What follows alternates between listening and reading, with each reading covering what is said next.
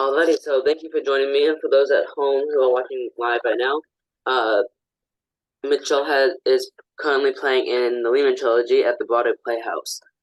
Mitchell, can you please go ahead and introduce yourself, who you play, and just a little about your character? Sure. My name is Mitchell Fain, and this play is a history play about the Lehman family. And it starts in 1844 when the first Lehman brother came over from Bavaria, Germany, and his name was Henry Lehman. It's actually an Americanized version of his name, but I play Henry. But in this play, because it takes place over 164 years, each one of us play several characters. So I play Henry plus 22 other people.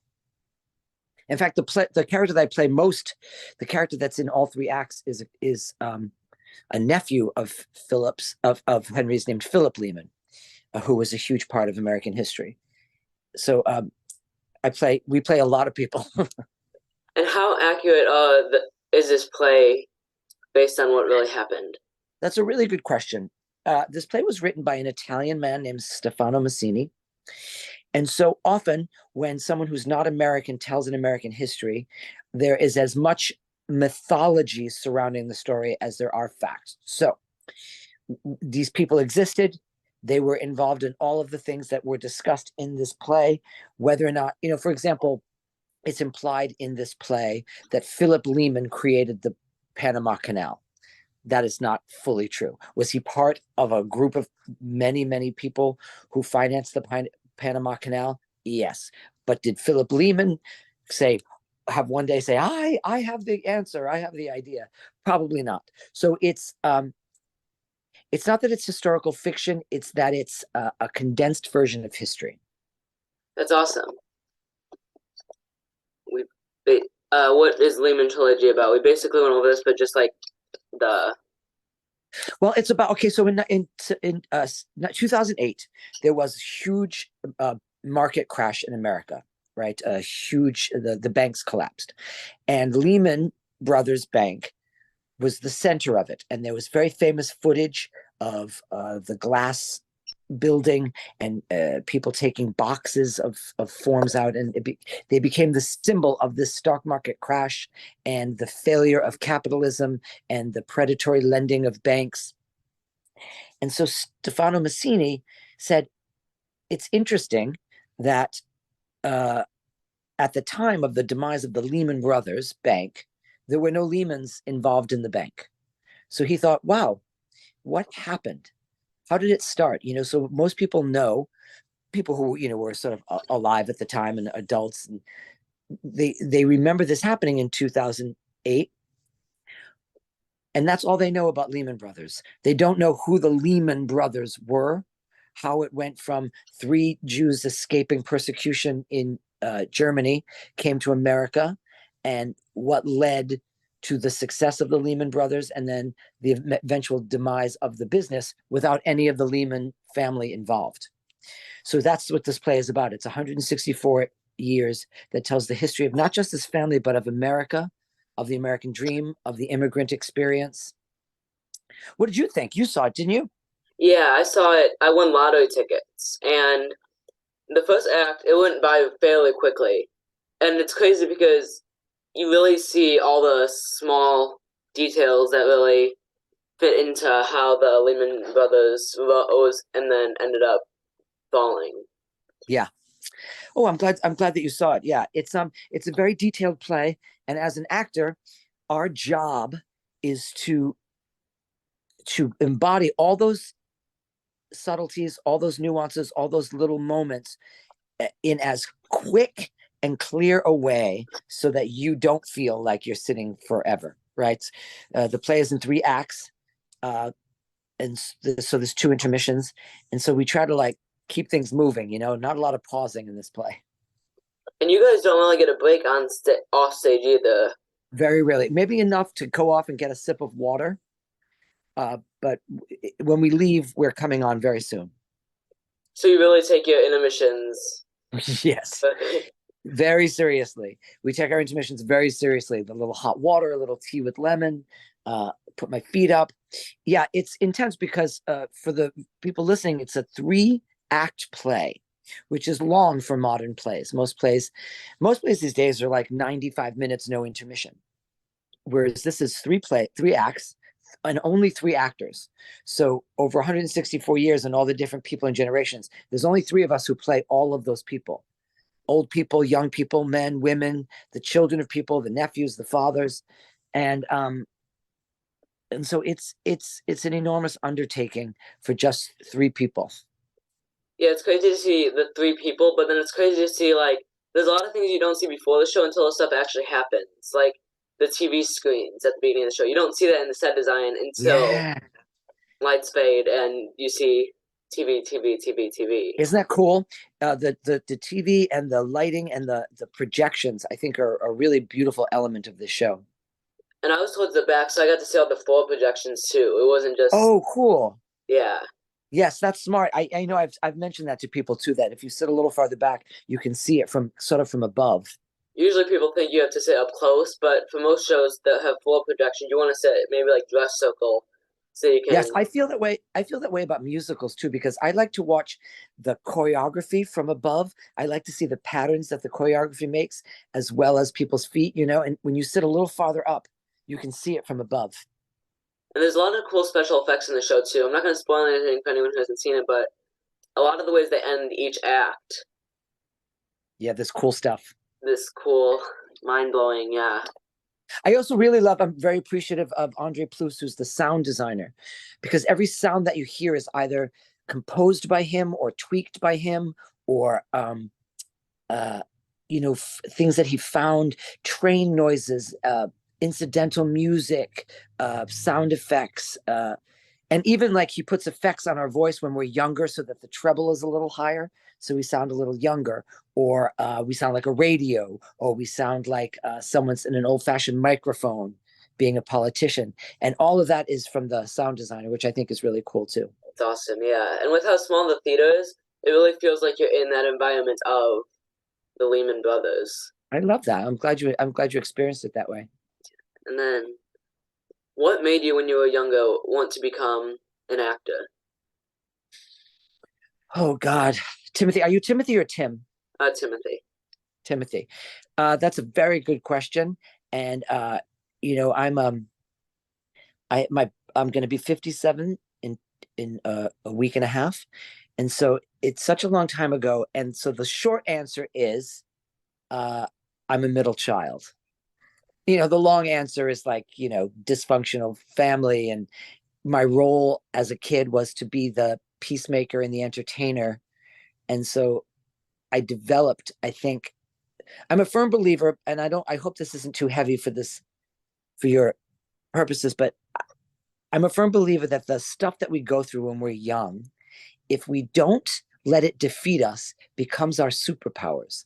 And so as a kid in my dysfunctional home, my brother had a role to be responsible, my sister had a role to be adorable, and my role was to entertain.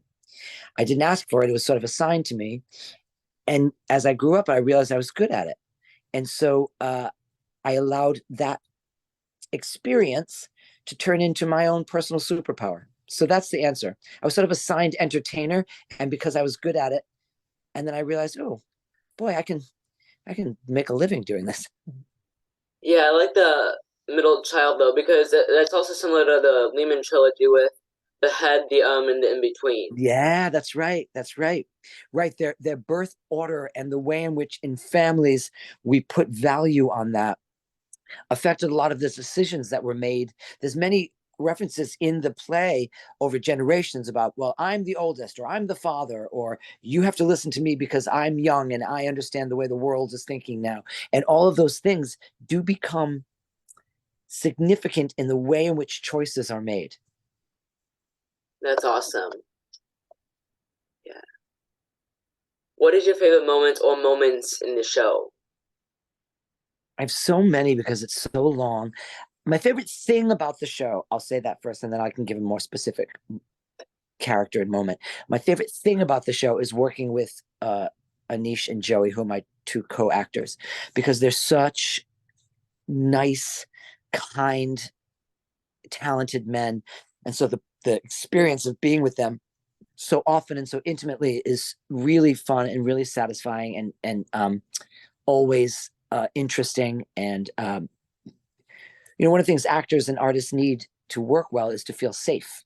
To feel like your emotions and that you can make bold choices and you're safe, even if you fail, which is, by the way, the only way to succeed is to take a wide swing and fail miserably. And so it's very safe to do that with these gents. So that's the best part of the show.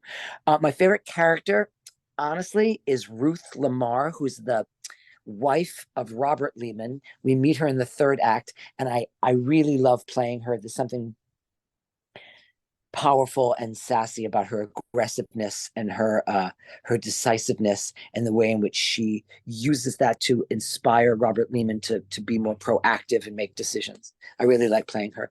And my favorite moment in the show is also in the third act. There's a very quick scene at the very end where we see a board meeting between these two gentlemen. Neither of them are Lehmans. They're two other people who have taken over the bank, and they have this very quick, deliberately quick conversation about the fate of Lehman Brothers, and that's really fun to play. Yeah, I think like the whole show is really good, but I think the thing that really interested me was the ending. Was you talking about how in 1 minute the phone's gonna ring and it'll all be over? Wow, good memory. Yes, that's right. That's my line. In 1 minute, the phone will ring and it will all be gone. Right. And so the whole premise of this play is that the playwright assumes, or assumed certainly when he wrote it, that people know about Lehman Brothers only because of what happened in 2008. And so the end of the play says, okay, you've just watched 163 years, 164 years. And now, like that, in 1 minute, the whole thing's going to end. And all that anyone's going to talk about is what happened in the last 5 seconds of the Lehman's existence. And so, in the same way that that's true in the 164-year span of the Lehman Brothers, it's true in our play, where it happens to the last minute and then it's all gone. And then we get to see the three original brothers again and maybe think about what they might have thought when really they were simply escaping a bad place where they came from and coming to try to make a better life. Yeah, I feel like as people know the Lehmans, they don't know what happened, which is kind of disappointing because you know what happened to them, but you don't know how it happened. That's right. That's exactly right. I think that's why Stefano wrote this play, and I think that's why this play matters. And I know that Anish, who's one of the fellow actors in the play, uh, who is not from a Jewish family. Joey and I are both from a Jewish family. The Lehmans are a Jewish family, and so there's a lot of about Jewishness in this play. Um, and Anish has been very adamant, and he's 100% right, that this play is as much about any immigrant group that came over or came to America and tried to pursue what we call the American dream, and what that looks like, how that happens, what happens to family and culture as money and capitalism replace faith and culture. And so I think this play is very relevant, especially since we're having what we're calling an immigrant crisis in America, when really what we're talking about people who needed to leave a bad place to come here to pursue the thing that America prides itself on, which is this idea of the American dream.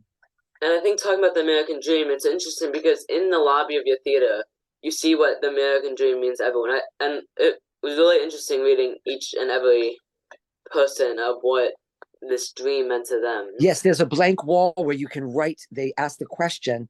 I think it's a beautiful. The theater company, Timeline Theater Company here in Chicago, they're very famous, which is how they got the rights to this very famous play as a smaller theater, is because they're famous for doing plays about history and taking history seriously. And all that work that's in the lobby, all that history work is all from Timeline. It's not from like the producers of the play. It's from the people who are Timeline. That's what they do. They create lobby art and exploration to give context for the play. And one of the things they did was leave a blank part on one of these columns to write down what you think the American dream is or what it means to you. And I think that's really beautiful. And I try to check it with it when I leave and go back and forth into the theater. And with the Timeline taking the show seriously, you can really tell, especially with the set design. Yes, it's a work of art. Would you mind explaining what parts of the set? So the image that got left with people that was on the news that became a very famous photograph was people carrying what are called bankers boxes out of the office, which are those sort of like white cardboard boxes with covers, right? Not the kind you fold, but the kind with you put a cover on them. And the and so this and so we use those boxes as props. We use them as steps. We use them as furniture, and then the rest of the set is literally. So they had to. So Lehman Brothers goes bankrupt, and they have to liquidate everything. So when you liquidate office spaces, you're liquidating desks and paper and pens and cups and pencil sharpeners and computers and computer monitors and screens. And so the entire set is as if every little thing that could have been accumulated from 1844 to 2008 gets piled on top of each other in this on this set, and then we use it to walk around. So literally we walk on desks. Those are real desks piled on top of each other. So that was the concept of the design, is that all of the detritus that would have been collected over 164 years of offices is our set. And you guys don't really go off stage for any props either. You just use whatever's in your environment. That's right. We either use something that's on our person, something that it could be in our pocket, whether it's a notebook or a handkerchief. Other than that, everything is on the set. Everything is something that could have been found in a liquidation sale of an office building. And I did notice each Lehman has a top hat, correct? Yeah, we all have hats. Yeah, we all have hats. And part of that is men wore hats. Men and women wore hats back in the day.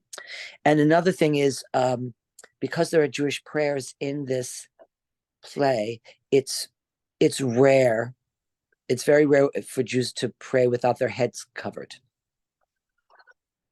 That's very interesting, especially a new look on the costume designs. Yeah.